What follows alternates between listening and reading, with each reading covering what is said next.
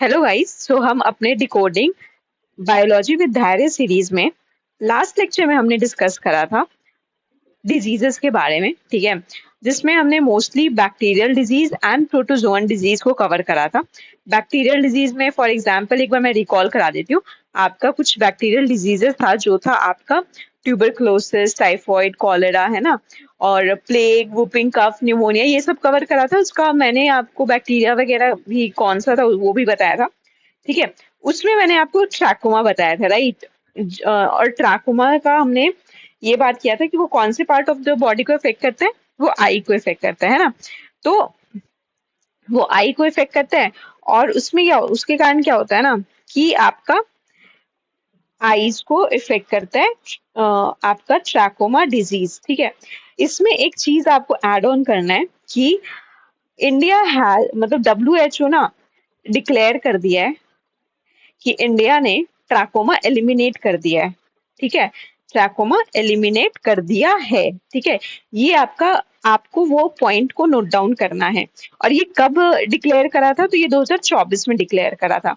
And along with India 3 other countries have also declared the same, ठीक है, मतलब have also eliminated your trachoma disease। और वो 3 country कौन है, वो आपको अपने नोट्स में ऐड ऑन करना है, ठीक है। वो आप सर्च कर लेना और नोट्स में ऐड ऑन कर लेना। एक उसमें से इजिप्ट है, बाकी 2 आप लिख लेना, ठीक है, बिकॉज इम्पोर्टेंट है, क्या पता पूछते हैं ना।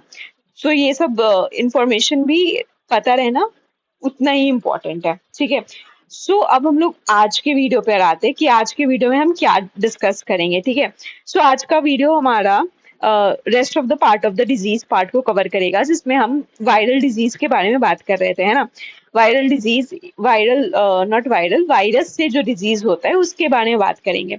वायरस से फॉर एग्जाम्पल कौन कौन सा डिजीज होता है, जैसे एड्स हो गया, डेंगू हो गया, पोलियो हो गया, स्मॉल पॉक्स, मीजल्स, जॉन्डिस, ऐसे करके बहुत सारे डिजीजेस हैं जो हम इसमें इम्पॉर्टेंट पॉइंट्स उनके डिस्कस कर लेंगे, ठीक है। इसके अलावा हम थोड़ा बहुत वैक्सीन्स को कवर करेंगे, ठीक है। वैक्सीन्स के बाद हम आएंगे कुछ फंगल डिजीजेस वगैरह होंगे, उनका एक बार नाम वगैरह देख लेंगे।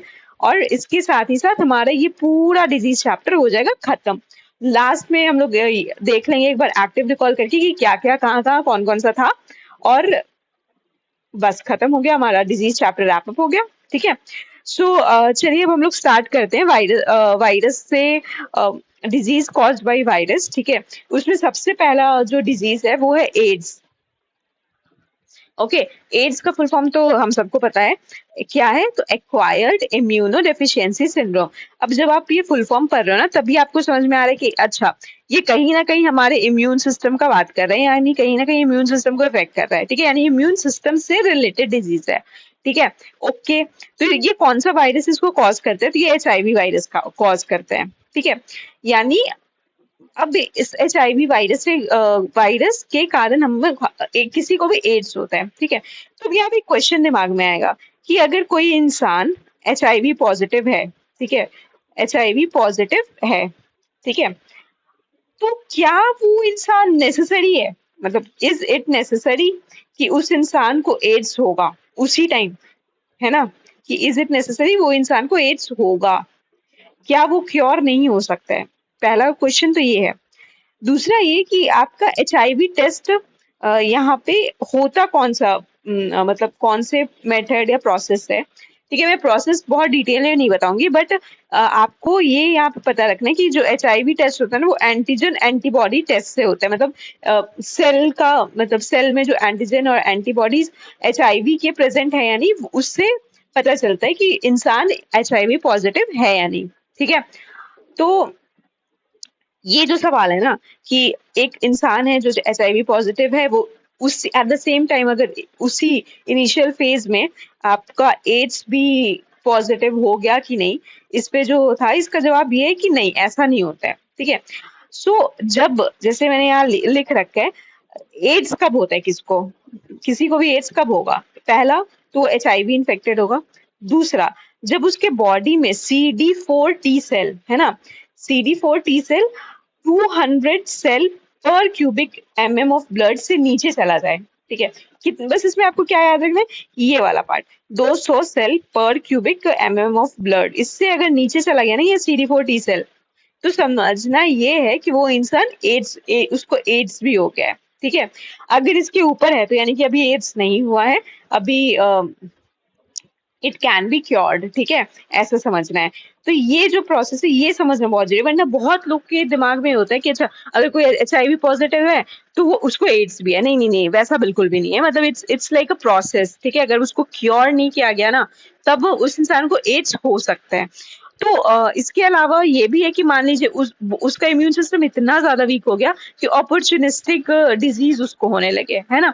अब अपॉर्चुनिस्टिक डिजीज क्या होता है, जैसे फंगल डिजीज जो होता है ना, उसको अपॉर्चुनिस्टिक कहते हैं। जब किसी का आपका बहुत ज्यादा इम्यून सिस्टम वीक होता है ना, तो मतलब फंगल डिजीज होने लगते हैं ज्यादा, ठीक है।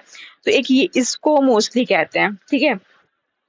तो एड्स हमने देख लिया, ये थोड़ा सा पॉइंट देख लिया, थोड़ा सा आपका कंसेप्चुअल था, ठीक है। अब हमें ये देखना है कि एड्स का टेस्ट कौन सा टेस्ट होता है, ठीक है। एड्स के लिए हम लोग कौन से टेस्ट से पता करते हैं, तो ये एक वेस्टर्न ब्लॉट होता है, western blot plus ELISA test, ठीक है। ये दोनों टेस्ट से हम लोग ये मतलब एड्स है या नहीं इंसान को, वो डिटरमाइन करते हैं, ठीक है। इसके अलावा एड्स में क्या होता है कि अगेन जैसा मैंने बताया कि वीक इम्यून सिस्टम हो जाते हैं। तो वीक इम्यून सिस्टम होने के कारण क्या होता है कि आपका जो डिफेंस, और देखिए HIV ह्यूमन इम्यूनो वायरस होता है, ठीक है। इम्यूनो डिफिशियंसी वायरस इसका फुल फॉर्म होता है, ठीक है। तो ऑलरेडी किसी का, एक्स इंसान का, मान लो ये HIV पॉजिटिव, ऑलरेडी इसका इम्यून सिस्टम बहुत बहुत लो है, ठीक है। इम्यून सिस्टम बहुत लो है, इतना लो है कि इसको छोटा मोटा बीमारी बहुत फ्रीक्वेंटली हो रहा है ना। जैसे निमोनिया हो गया, जैसे आपका ब्लैक फंगस हो गया, ब्रेन में फंगस, ये सब बहुत कुछ होता है, ठीक है। ये सब से वो इन्फेक्टेड है ऑलरेडी, इम्यून सिस्टम इसको भी टैकल नहीं कर पा रहा है ना। तो वो इतना ज्यादा उसका इम्यून सिस्टम वीक हो जाता है ना कि ये छोटे मोटे डिजीज को भी वो टैकल नहीं कर पाता है। तो इसी के कारण मोस्टली ना डेथ होता है एड्स में, है ना। जब बहुत ज्यादा ही इम्यून सिस्टम वीक हो जाता है, मतलब बॉडी में लिम्फोसाइट्स बचे ही नहीं, जो आपका एक तरह का हमारा defence system of the body को जो बना कर रखते हैं। तो ये आपका इंटायरली, एड्स एक अलग बीमारी, कोई नया बीमारी नहीं क्रिएट करता है। एड्स आपका इम्यून सिस्टम को इतना खा जाता है ना कि हम मतलब वो बॉडी जो है ना, वो छोटे मोटे बीमारी से भी टैकल नहीं कर पाता है, ठीक है। इतना ही समझना है टेक्निकली एड्स में। अब मैं बहुत ज्यादा डिटेल में बताऊंगी तो बहुत ज्यादा आपको अब कंफ्यूज हो जाओगे, ठीक है। बस इतना ही याद रखो, ठीक है। इसमें एक चीज और आपको याद रखना है कि वर्ल्ड एड्स डे कब सेलिब्रेट होता है। तो वर्ल्ड एड्स डे ये आपका 1 दिसंबर को, एवरी ईयर 1 दिसंबर को सेलिब्रेट होता है। इसका कुछ ऐसा होता है ना, सिंबल ऐसे करके होता है, ये रेड कलर का होता है जहां तक मुझे याद है, ठीक है। इसके अलावा सबसे इम्पोर्टेंट पॉइंट आपको इसमें जो याद रखना है कि क्या ये कम्युनिकेबल डिजीज है, ठीक है। क्या ये कम्युनिकेबल डिजीज है, हाँ कम्युनिकेबल डिजीज तो है, ठीक है। कम्युनिकेबल डिजीज तो है, ठीक है। बट ये सिर्फ बॉडी के फ्लूइड से होता है, ठीक है। बॉडी के फ्लूइड से होता है, एक ट्रांसमिट जो होता है ना, it is transmitted through body fluids. But ये सलाइवा से नहीं होता है। ऐसा नहीं है कि अगर आप किसी एड्स पेशेंट से बात कर रहे हो तो उससे बात करने में ही आपका वो हो जाएगा, क्या कहते हैं उसको, किसी को भी एड्स हो जाएगा। नहीं नहीं नहीं, वैसा नहीं होता। ये सिर्फ बॉडी के फ्लूइड से होता है, ठीक है।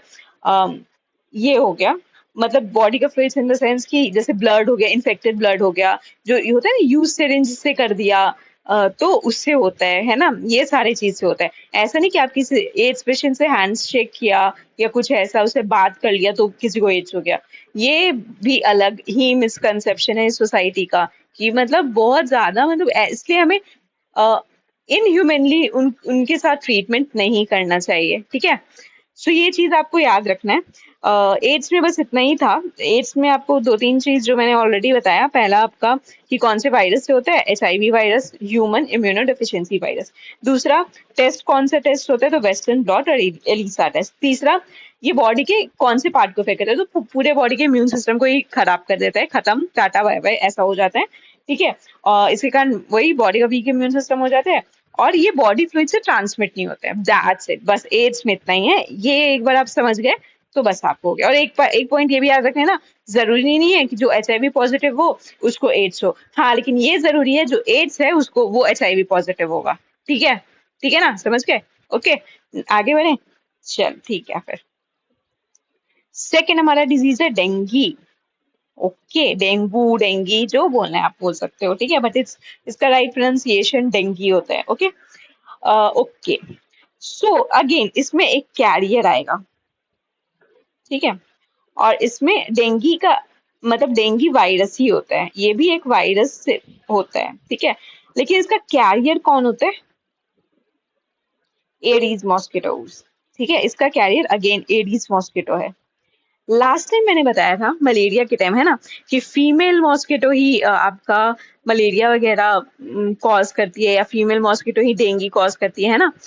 तो क्या आपके दिमाग में ये सवाल आया कि फीमेल मॉस्किटो ही क्यों कॉज करती है, मतलब फीमेल मॉस्किटो ही क्यों बाइट कर पाती है, कि वो वायरस जो है, वो वायरस, बैक्टीरिया या प्रोटोजोआ जो भी है ना, वो ब्लड तक पहुंच जाए, है ना? ये सवाल तो आया होगा ना आपके दिमाग में। अगर नहीं आया तो आप इस सवाल पर सोचिएगा कि क्यों फीमेल मॉस्किटो ही बाइट कर सकती है, ब्लड ब्लड वेस मतलब उनका बाइट ब्लड वेसल तक पहुंच जाते, क्यों? ठीक है, मतलब मैं बता देती हूँ, बट आप यहाँ पे पॉज करके सोचिएगा, ठीक है। टेक्निकली ये ना फीमेल मॉस्किटो इसीलिए बाइट करती है बिकॉज वो उनके रिप्रोडक्शन में हेल्प करता है, उनके एग को मेच्योर करने में हेल्प करता है, ठीक है। So that is why male mosquito can not bite, ठीक है। मतलब वो बाइट कर सकते हैं बट कैन नॉट बाइट, उनका बाइट ना हमारे ब्लड वेसल तक नहीं पहुंच सकता है, बट फीमेल मॉस्किटो का पहुंच सकता है, just because it is required for their eggs to mature, it is required for their reproduction cycle, ठीक है। ये था additional information. Okay, now coming back to dengue. So जैसा कि मैंने यहाँ पे बताया कि यहाँ पे कैरियर आपका एडिस मॉस्किटो है, ठीक है। और इसमें क्या होता है ना, डेंगी जब ये वायरस जब डेंगी किसी को होता है ना, तो बॉडी का प्लेटलेट्स, है ना, बॉडी का प्लेटलेट्स बहुत कम हो जाता है, वेरी वेरी लो। अगर किसी का प्लेटलेट्स लेस देन 1.5 लाख होता है ना, तो प्लेटलेट्स चढ़ाने की भी सिचुएशन पड़ जाती है, नौबत आ जाती है, ठीक है। उसके बाद फिर इसका सिम्टम क्या क्या है, ये देख लेते हैं एक बार। इसका सिम्टम्स क्या क्या है? इसका सिम्टम्स है हमारा बहुत ज्यादा हाई फीवर, 102 ऐसे फीवर रहेगा, 101, 102, ठीक है, इस हिसाब से इस रेंज में हमेशा फीवर रहता है। बहुत ज्यादा एक्सट्रीम हेडेक रहता है, ठीक है। उसके बाद जॉइंट में पेन, ठीक है। और फिर आपका वॉमिटिंग, और जब एक्सट्रीम एक्सट्रीम डेंगी होता है ना, तो येलो स्पॉट्स आ जाते हैं बॉडी पे, है ना, ठीक है। येलो स्पॉट्स, रैशेस होता है, वो बहुत इच करता है, ठीक है। तो ये सारा आपका डेंगी का पॉइंट्स है जो आपको पता होना चाहिए, ठीक है। अब यहाँ पे एक चीज और आप लोग नोट कर लो कि डेंगी को ना ब्रेक बोन फीवर भी कहते हैं। क्या कहते हैं? ब्रेक बोन फीवर, ठीक है, break bone fever. Okay okay. So okay, हम लोग फिर से आते हैं। डेंगी क्या है? एक तरह से डेंगी किस माइक्रो ऑर्गेनिज्म के कारण होता है? तो डेंगी वायरस के कारण होता है, ठीक है ठीक है ठीक है। दूसरा, ये कौन से इसका कैरियर कौन सा? एडिस मॉस्किटो, ठीक है। तो ओ प्लाज्मोडियम फॉल्सीपेरम किसका था? मलेरिया का, ठीक है ठीक है। ऐसे करके हम लोग याद करेंगे। सीसी फ्लाई किसका था? जल्दी जल्दी जल्दी जल्दी रिकॉल करो। सीसी फ्लाई किसका था? स्लीपिंग सिकनेस का। सीसी यानी सो गए, ठीक है, वैसे स्लीपिंग, ठीक है, स्लीपिंग सिकनेस, ठीक है। ओके। और क्या था? एक काला अजहर किससे होता था? Sand flies, right right right, sand flies, ठीक है। चलो चलो चलो, ठीक है। Now coming back to our virus का डिजीजेस, ठीक है। तो हमने डेंगू कवर कर लिया, एड्स कवर कर लिया, इसके बाद अब हम आगे बढ़ते हैं। आगे हमारा थर्ड है आपका, मैं आज उतना टेबल वर्क के फॉर्मेट में नहीं कर रही हूँ, ठीक है, बिकॉज ऐसे लिखना ही होता है, तो इसलिए, ठीक है। थर्ड है हमारा पोलियो। दो बूंद जिंदगी की। बचपन में हम सबने बहुत सारे ड्रॉप्स, पोलियो के ड्रॉप्स भी हैं, मतलब जब हम सब स्कूल से आते थे तो हमारे कॉलोनी में वो पोलियो के ड्रॉप्स लेकर बैठे रहते थे वो वर्कर्स, ठीक है। वो दीदी वगैरह पूछती थी पोलियो ड्रॉप्स भी है, हम लोग तो सबके सब मैं मेरे कजिन मेरे फ्रेंड सबको हम लोग साथ में आते थे, तो ऐसे बोलते थे नहीं और फिर हमें मिलता था, सही लगता था। ठीक है। अब क्वेश्चन है आप लोग से कि क्या इंडिया पोलियो फ्री हो गया है? अगर हो गया है तो कौन से साल में हुआ है? ठीक है, और अगर नहीं हुआ है तो कब तक होगा? ये आपको कमेंट करके बताना है। ठीक है, दैट्स इट। ये एक सवाल था मेरा। ठीक है, अगर आप नहीं रहेगा कमेंट में तो मैं नेक्स्ट वीडियो में बता दूंगी। ठीक है। सो हम लोग कहाँ पे थे कि पोलियो। पोलियो कैसा डिजीज है? पोलियो, क्या ये कम्युनिकेबल कैटेगरी में, क्या ये कम्युनिकेबल कैटेगरी में आता है या नॉन कम्युनिकेबल कैटेगरी में आता है? तो पोलियो हमारा कम्युनिकेबल कैटेगरी में आएगा।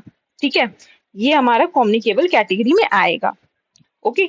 ये कौन से वायरस से होता है? तो सिंपल पोलियो वायरस से होता है। इसमें उतना वायरस वायरस का नाम हम याद करने का या उतना टेक्निकल या टिपिकल नेम नहीं है। ठीक है।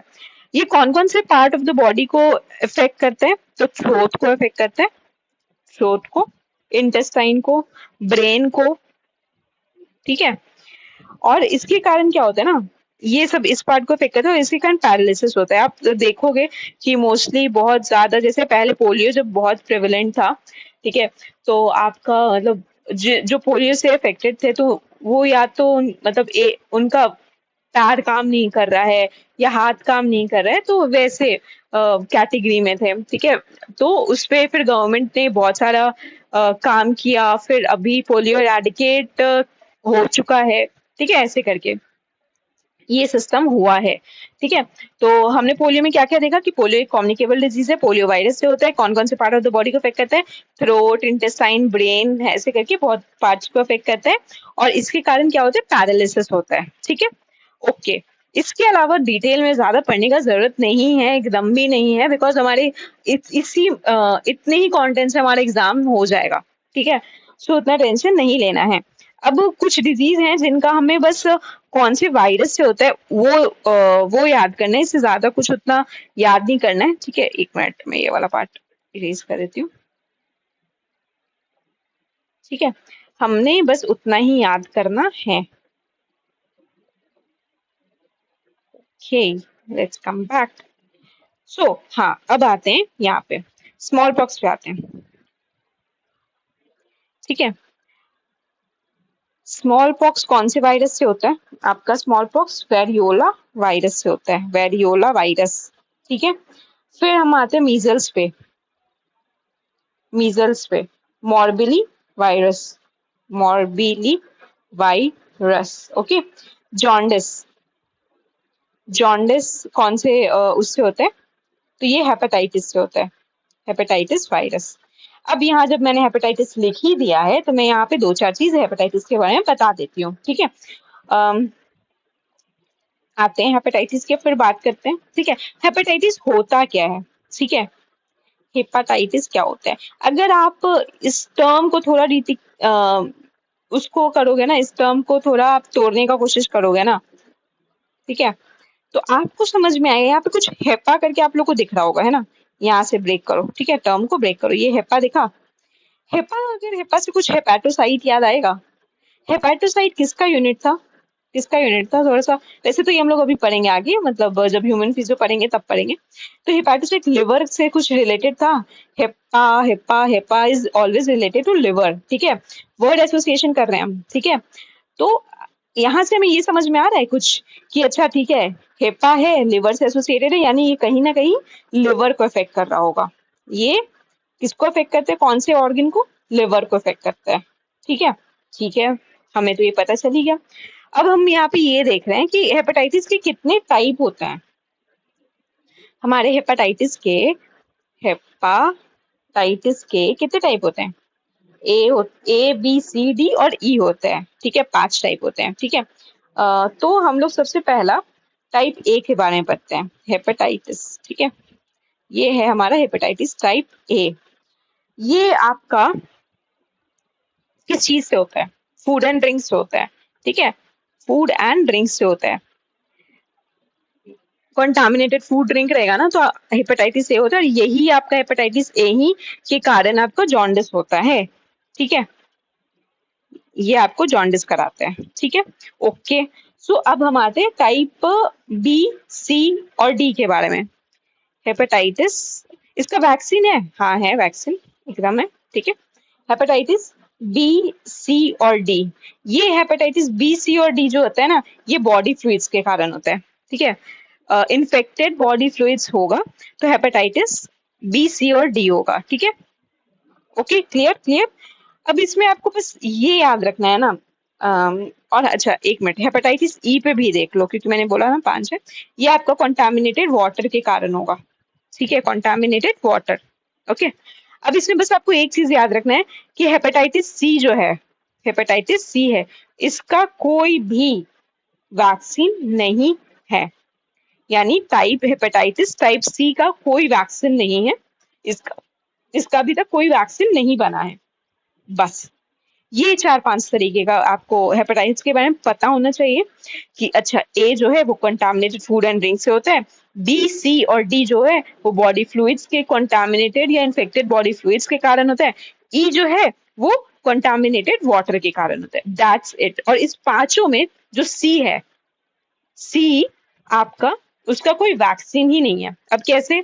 No vaccine, no vaccine, vaccine में डबल सी है, ऐसे करके याद कर लो कि ठीक है, हेपेटाइटिस सी यानी कि वैक्सीन में सी है, तो जैसे ए भी है, ठीक है, लेकिन सिंस डबल क्या है सी, तो इसका वैक्सीन ही नहीं है, ठीक है। ऐसे करके कुछ भी करके आपको याद करना ही होगा, ठीक है। तो हमने जॉन्डिस पढ़ लिया, जॉन्डिस में हेपेटाइटिस भी कवर कर लिया। अब हम लोग आते हैं रेबीज के ऊपर। रेबीज, डॉग्स कितने क्यूट होते हैं ना, जब वो पपीज मतलब पपी होता है, तो बहुत बहुत सारे आप लोगों से बहुत सारे डॉग लवर हो गए, है ना। बट मेरे को मैं डॉग लवर नहीं, मैं पपी लवर हूँ। मेरे को छोटे डॉग्स ही अच्छे लगते हैं, वो बड़े होते हैं ना बिल्कुल भी नहीं, मेरे को डर लगने लगता है, ठीक है। तो रेबीज पता है, वैसे ही बहुत ही मतलब हम लोग अभी, जैसे मैंने शायद लास्ट वीडियो में बोला था कि वो एक कबड्डी प्लेयर थे जिनका डेथ हो गया था जस्ट बिकॉज ऑफ रेबीज। उन्होंने इग्नोर कर दिया था वो डॉग स्क्रैच को, वो बाइट भी नहीं था, वो एक स्क्रैच था। सोचो रेबीज कितना कितना डेंजरस वायरस है ना। बिकॉज अगर सही टाइम पे आपको इंजेक्शन नहीं मिला, कुछ नहीं मिला, और वो बहुत इन्फेक्ट कर गया, तब तो उसका क्योर ही नहीं है, वो क्योर हो ही नहीं सकता है, ठीक है। सो कितने भी आप डॉग लवर हो, आपको ये ध्यान रखना है कि अगर आपको डॉग्स को अपने इंजेक्ट कराना ही कराना है, रेबीज का इंजेक्शन दिलवाना ही दिलवाना है। और अगर गलती से आपको उसने काट लिया या कुछ भी हो गया, ये आपको जाकर डॉक्टर से हॉस्पिटल में मिलना है, इंजेक्शन लेना है, जो भी करना है वो करना ही करना है, इसको इग्नोर बिल्कुल भी नहीं करना है। लाइफ बहुत इंपॉर्टेंट है, सिंपल। ओके, सो हम लोग आते हैं अब रेबीज पे, ठीक है। ये आपका डॉग बाइट से होता है। कैसे होता है? तो डॉग बाइट से होता है, ठीक है, डॉग बाइट्स, इतना तो बता ही दिया। और किस चीज को इन्फेक्ट करते हैं? हमारे नर्वस सिस्टम को। इसमें ये इतना ज्यादा इन्फेक्ट करता है ना, मतलब इस लेवल पे कि सोचो, पानी से भी डर लगने लगता है ना, डॉग की तरह। मतलब डॉग कैसे अपने आप को ऐसे नोचते हैं, वैसे करते हैं, पानी से डरते हैं, वैसे ही सेम इंसान भी करने लगता है, एकदम उसी पैटर्न पे। और एट द एंड उसका डेथ हो जाता है, ठीक है। ठीक है, तो हमने रेबीज भी देख लिया। अब हम लोग आते हैं, आपका आपका और कौन सा बच गया इम्पोर्टेंट? 2-3 और है। कोविड-19 अगेन ये तो कोई हम भूल सकते हैं क्या, हम लोगों में से कोई भी नहीं ना? Very so important. क्या 2 साल वेस्ट हुआ। खैर, नो कमेंट्स। ओके, कोविड-19 पे आते हैं। तो ये कौन से वायरस से होता है? तो सार्स, SARS, ठीक है, सार्स कोवी जेड वायरस, ठीक है। सो इस वायरस से होता है। क्या करता है वो आपको पता ही है, कैसे करता है, ठीक है। मतलब टेक्निकली ये भी अटैक करता है हमारे बॉडी पे, आपका इम्यून सिस्टम पे ही अटैक करता है। कोल्ड कफ ये बहुत ज्यादा होता है, इसका साइकिल्स पर मिनट होता है, बहुत कुछ होता है, लेकिन इतना डिटेल में नहीं जाना है। इसलिए बस हमें ये पता रखना है कि आपका कौन से वायरस से होता है, दैट्स इट। बिकॉज इस पे थोड़ा सा जब हम बात करेंगे वैक्सीन पर आएंगे तब, क्योंकि इसके वैक्सीन जो बने थे कोविशील्ड और कोवैक्सीन, तो वो दोनों में डिफरेंट टेक्निक था, तो उस पे बात कर लेंगे, ठीक है। इसके अलावा तो हमारा और कुछ इम्पोर्टेंट नहीं है। एक दो और है, जैसे हर्पीज हो गया आपका, और मम्स हो गया। मम्स मम्स कुछ रिकॉल कर पा रहे हो? बचपन में हम वो ऐसा मतलब वो एक पैच था ऐसा, कैसे बताऊं, मतलब वो एक पैच लगा कर कभी हम लोग का हो जाता था ना, तो गाल पर लगा कर हम लोग जाते थे, है ना। वो मम्स के कारण होता था। क्यों क्योंकि क्यों लगाते थे गाल पे ना, क्योंकि वो सैलिवरी ग्लैंड को इन्फेक्ट करता है, मम्स, है ना। ये सैलिवरी ग्लैंड को इन्फेक्ट करता है, ठीक है। और हर्पीज वायरस जो है ये स्किन को इन्फेक्ट करता है। कौन सा वायरस करवाता है, सॉरी, हर्पीज डिजीज आपको कौन सा वायरस करवाता है, HSV वायरस, ठीक है। बस वायरस में इतना ही हमें बात करना था, इतना ही कवर करना था, इससे ज्यादा कुछ है भी नहीं, ठीक है। इसके अलावा भी कुछ कुछ वायरस अभी जो न्यूज में रहे, एक बार वो आप देख लो, है ना, वो भी इम्पोर्टेंट है। जैसे आपका, जैसे स्वाइन फ्लू और बर्ड फ्लू तो एनी टाइम न्यूज में रहता ही है, तो ये याद रखना, N1H1 से स्वाइन फ्लू होता है, ठीक है। और H5N1 से बर्ड फ्लू होता है, ठीक है। एक हमारा निपा वायरस है भाई, बहुत न्यूज में रहा है, अगेन निपा वायरस। ये आपका निपा डिजीज कवर कर, ये आपका निपा डिजीज इससे होता है ना। इस कौन से ऑर्गेनिज्म से होता है, कौन सा ऑर्गेनिज्म ये कैरी करता है इस वायरस को, बैट, राइट। यहाँ पे भी कोविड-19 में भी हमने वो कुछ बैट वैट से सिस्टम था ना, कि बैट की उससे आया है, कुछ हुआ है। बहुत तो थ्योरीज कह रहे थे कि ये एक आर्टिफिश मतलब लैब जनरेटेड वायरस है, ऐसा कुछ था ना।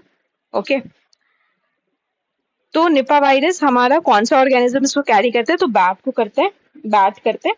और टेक्निकली क्या होता है ना, कि जैसे कोई फ्रूट है, वो बैट वो वायरस को कैरी करा हुआ, वो फ्रूट को खाया, वो फ्रूट फिर इंसान तक पहुंचा, तो ऐसे करके ये निपा वायरस फैल जाता है, ठीक है। उसके बाद फिर हमारा क्या आता है, आपका और कुछ आता है, वही मैं देख रही हूँ। डेंगू वगैरह हो गया, इबोला, हाँ न्यूज में एक था इबोला, अगेन इबोला भी एक तरह से आपका बहुत डेंजरस कह सकते हैं, ठीक है। इसके भी दो स्ट्रेन, दो टाइप होते हैं इसके भी, जैसे कोविड-19 में थे ना डिफरेंट स्ट्रेन, इसमें भी दो स्ट्रेन होते हैं। एक जायरेस स्ट्रेन होता है, ZAIRE जायरेस स्ट्रेन, और दूसरा आपका रीस्टॉन होता है, रीस्टॉन स्ट्रेन, ठीक है। ये वाला होता है ना, ये बहुत डेंजरस होता है, ये याद रखना है बस आपको, ये वाला डेंजरस है, ये होता है डेंजरस नहीं है। ये कौन से वायरस से होता है, तो फ्यूगो बैट वायरस से, ठीक है।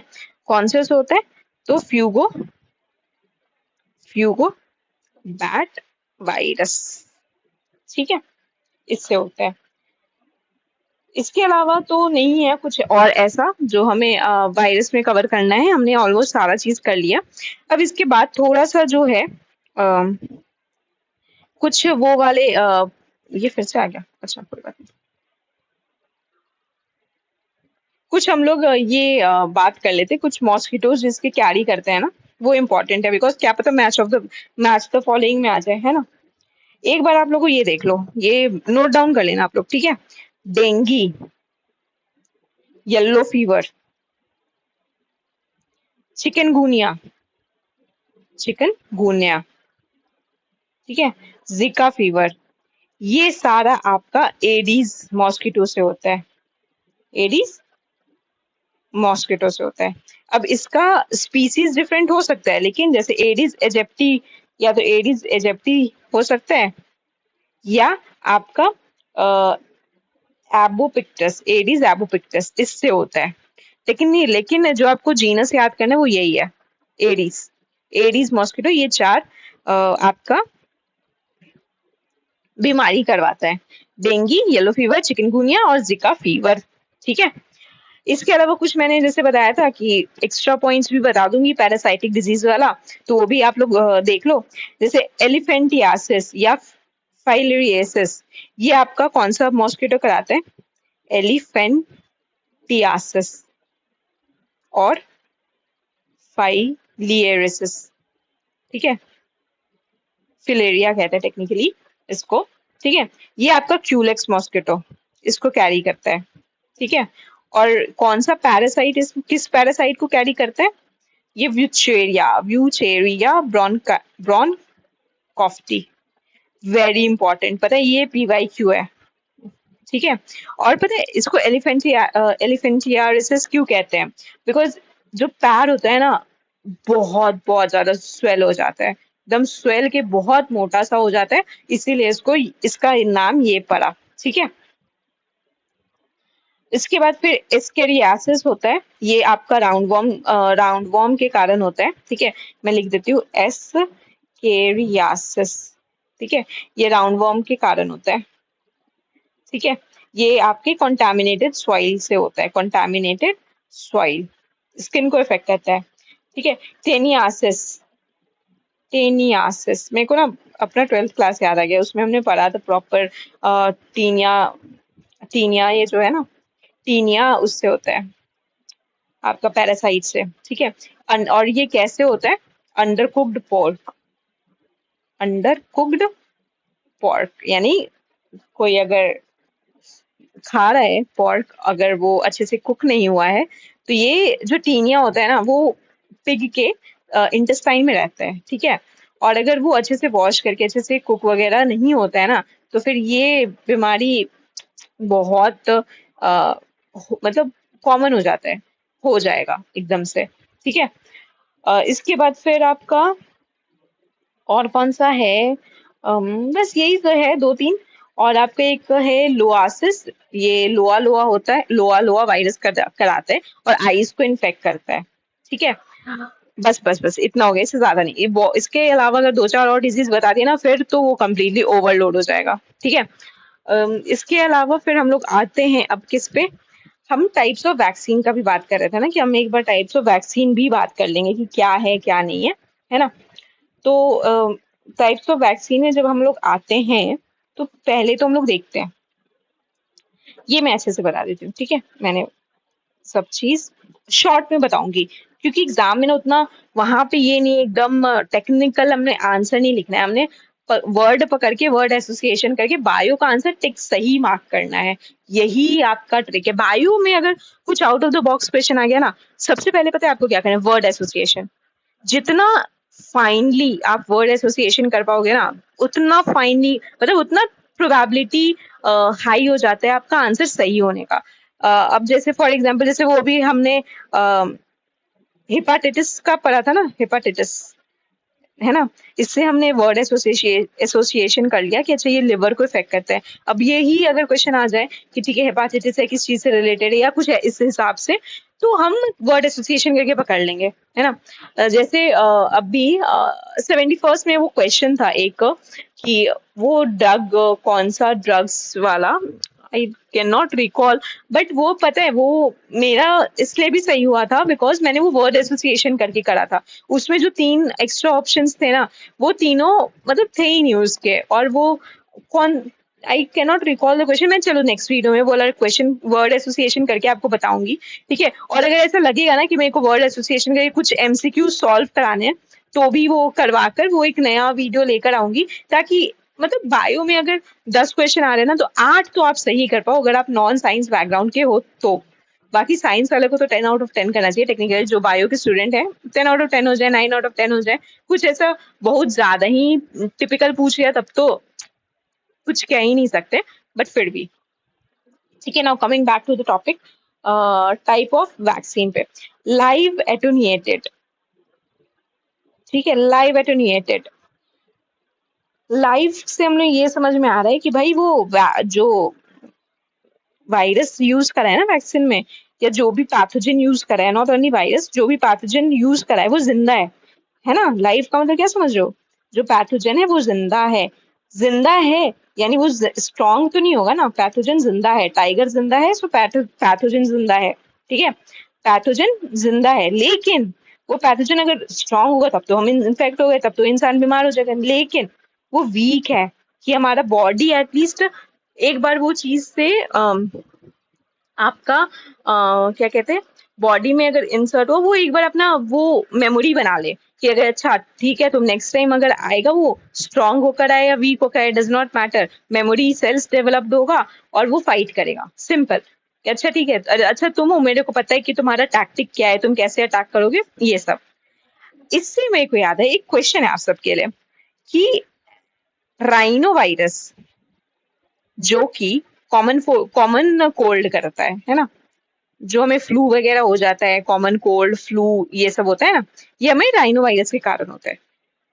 तो जब हमें राइनो वायरस मतलब जब जब भी हमें टेक्निकली ऐसे ही होना चाहिए ना, हमारा बॉडी का मैकेनिज्म यही है कि जब भी हमारे को कोई भी मतलब बीमारी मोस्टली अगर होता है कुछ भी, तो हमारा बॉडी उसके टुवर्ड्स इम्यूनिटी डेवलप कर लेता है। तो ऐसा क्यों नहीं होता है कि एक बार हमें सर्दी खांसी हो गया, हमने कॉमन कोल्ड हो गया, तो उसके प्रति भी बॉडी इम्यूनिटी डेवलप कर ले? क्या हमारा बॉडी उसके प्रति नहीं करता इम्यूनिटी डेवलप? आपने कभी ये सोचा है कि हमें बार बार क्यों हो जाता है सर्दी खांसी, हमें बार बार कॉमन कोल्ड क्यों हो जाता है? क्यों जैसे ही सीजन चेंज होता है तो ऐसा होता है हमारे साथ? क्या हमारा इम्यूनिटी वीक है? नहीं, पता है, बिल्कुल भी नहीं। ये नहीं है कि हमारे हमारे बॉडी के अंदर इम्यूनिटी डेवलप ही नहीं हुआ, ऐसा नहीं है। पता है राइनो वायरस का खासियत ये है ना, वो जब भी अफेक्ट करता है ना हमारे बॉडी को, जब भी जितने बार भी अफेक्ट करेगा, हम इसलिए अफेक्ट होते हैं ना क्योंकि वो अपना स्ट्रक्चर चेंज करके अफेक्ट करता है। अगर फर्स्ट टाइम वो ऐसा था तो मे बी नेक्स्ट टाइम कुछ डिफरेंट स्ट्रक्चर में आए, मतलब वो टेक्निकली उसमें कुछ सेल्स और ये सब का बात होता है, मैं टेक्निकलिटी में नहीं जाऊंगी, बट आप इतना समझ लो, ये हर बार अपना स्ट्रक्चर, अपना रूप रंग चेंज कर कर आता है हमारे बॉडी में, तो हमारा बॉडी उसको पहचान ही नहीं पाता है। और जब पहचान पाते हैं तब ठीक है, तब होता है वो, हमारा बॉडी फिर अपना उस हिसाब से रिएक्ट करता है, ठीक है। लेकिन पहले ही वो अपना हुलिया भेस बदल कर आया है तो कैसे पकड़ाएगा? नहीं पकड़ाएगा ना, हम फिर तो हमें होगा ना सर्दी खांसी। तो ये आपको याद रखना है कि राइनो वायरस हमें हमेशा कॉमन कोल्ड और फ्लू इसलिए होता है बिकॉज वो राइनो वायरस जो होता है ना, वो अपना हुलिया बदल कर आते हैं, ठीक है। ओके ओके, चलो चलो वापस से वैक्सीन पे आते हैं। लाइव एटेन्यूएटेड आपका यानी कि हमें हमारा लाइव है, तो लाइव का मतलब जिंदा है, पैथोजन जिंदा है लेकिन वीक पैथोजन है, ठीक है।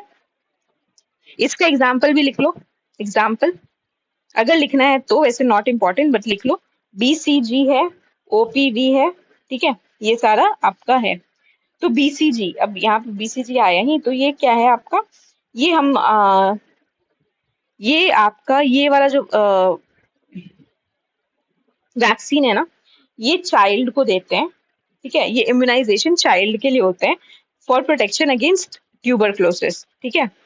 टीबी के अगेंस्ट, टीबी के लिए देते हैं चाइल्ड को, less than one, not less than, child of 1 to 4 months। तो हम ये बात कर रहे थे कि बीसीजी जो वैक्सीन है वो हम चाइल्ड को देते हैं, वो बच्चे जिन जो 1 से 4 महीने के होते हैं।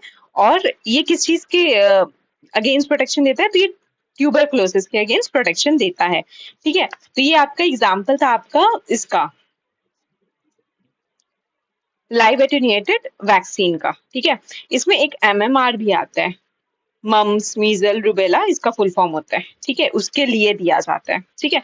अब हम लोग आते हैं किल्ड इनएक्टिवेटेड, किल्ड इनएक्टिवेटेड, ठीक है।